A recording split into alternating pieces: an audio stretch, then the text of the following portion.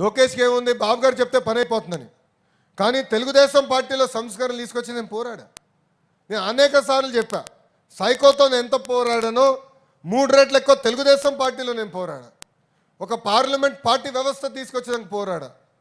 అందరూ పాలిట్ బ్యూరోలో ఉన్న పెద్దవారందరూ అన్నారు, అన్న ఎన్టీఆర్ గారు ఏకంగా జిల్లా పార్టీ అధ్యక్షులు పెట్టారు కదా, ఇది మార్చితే కరెక్ట్ కాదు కదా అన్నారు. నేను కాలం మారింది, రాజకీయంగా అవసరాలు మారినాయి.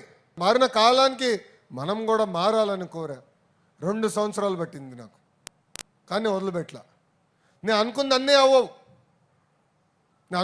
అవ్వవు. ఈరోజు కూడా బాబు గారితో నేను పోరాడతా.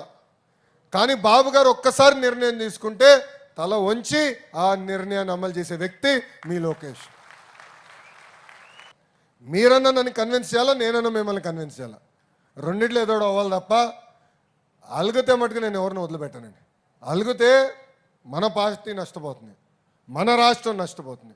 ఇది దయచేసి గుర్తుపెట్టుకోవాలని కార్యకర్తలందరినీ నేను కోరుతున్నా.